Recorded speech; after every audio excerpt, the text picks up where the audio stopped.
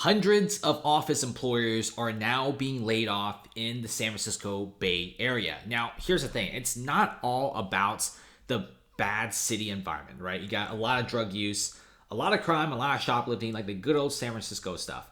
But it's not about that. It's also about the economy being super weak right now. Because if you guys haven't been following the news and been living under a rock, you should know that there's a massive interest rate hike that's happening.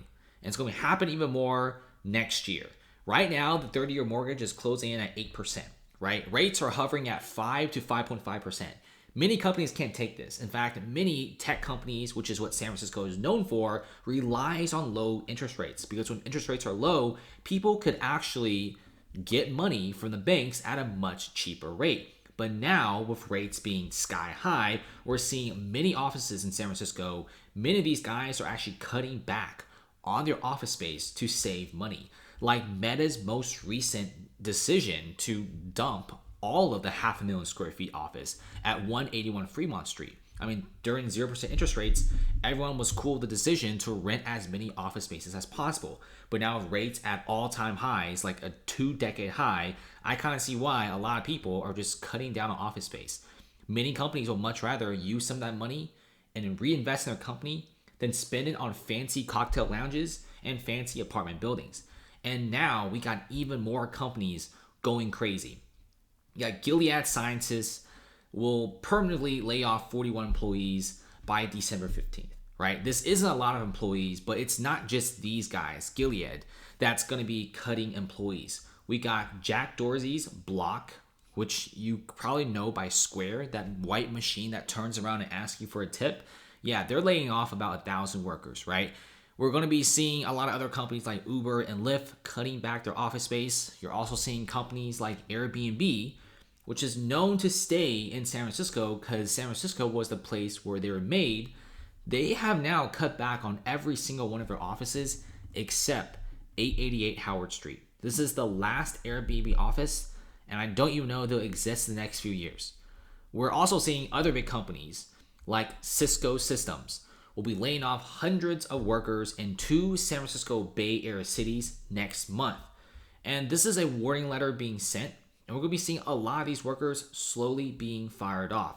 The company has also laid off almost 4,000 workers within just 1 year span. And this year, they're thinking about laying off even more, putting it at the number 6 in ranking of the top US tech companies with the most layoffs. Now, it's not just Cisco doing this. We're seeing plenty of other tech companies and small startups laying off a few employees here and there. And once you're laid off in the San Francisco Bay Area, are you going to stay in this place? Probably not. The only reason why a lot of people are willing to put up with some of this stuff, and the reason why there's still some office workers left, is the high paying jobs, right? You make 6 figs, 150K, 200K, 300K, sure, I'll deal with the craziness of the Bay Area. But when you don't have that job, when you get laid off, and you don't have your 6-figure income, there is no way that you're going to be staying in the Bay Area. You're going to be leaving for other cities. And in fact, many other cities are relocating to other areas as well. So San Francisco, being such a big tech city, is now experiencing not only a crime crisis in the area, but we're also seeing high interest rates causing many of the tech companies to simply leave. You even have the Charles Schwab HQ, right? This is one of the biggest financial consultants in the world. This is probably the biggest brokerage in America. They are now ditching their luxury office space. They've shrank from 16 stories down to 7 stories. And that's a big deal.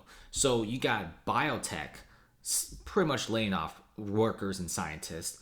Big tech companies like Cisco, Jack Dorsey's Block, and even Salesforce. Not only are they firing employees, but moving employees online and shrinking down the office space. It's pretty smart for big tech companies, right? You don't want to spend too much money in this high interest environment on offices. Charles Schwab laid off about 2,000 workers, and they're also laying off a lot of office space. Schwab will also be saving $500 million a year from the reduction in office space, and that will go into effect very soon. So many people have left the Bay Area that even Starbucks is now closing down several of their stores. You got Whole Foods closing down, and downtown San Francisco is becoming more vacant than ever before. Now, effective basically a few days before Halloween. It has already happened. Starbucks is already closed 7 stores in San Francisco. In San Francisco, there will still be 52 remaining stores, but closing 7 Starbucks is a pretty scary decision because usually Starbucks do really well. If you go to a place like Seattle, go to Austin, Las Vegas, Miami, even New York City, you don't see Starbucks closing down. In fact, you probably see Starbucks still opening up in some certain locations. This shows you that many of these office workers who used to live here, who used to commute to work here, are no longer coming back because the city used to have 150,000 office employees commuting to work to this tiny little peninsula every single day. But now with these people gone, I kind of see why these coffee shops are not making any more money. And what's worse, in the Mission District, which is well known for high-end restaurants and also a fantastic environment, was usually sought after by many of these office employees. Now office employees no longer exist, and apparently to the Mission District's business owners are saying that there's always restaurants and cafes being closed every single week. It used to be on Valencia Street, people fight tooth and nail to get an empty storefront. There's bidding wars, right? You'll never see an empty space in Valencia Street. Now you're seeing several empty slots in Valencia Street. Seriously, guys, just watch some of like the YouTube San Francisco Mission District walking tours, and you probably notice that the streets don't have a lot of people. Okay, there's like more cars than individual people. And many stores no longer have lines where people line up for restaurants. And you're going to be seeing a lot more vacancies than ever before. And this is a big deal because even McDonald's, like one of the oldest operating McDonald's in San Francisco, is now closing down. They opened in the 90s.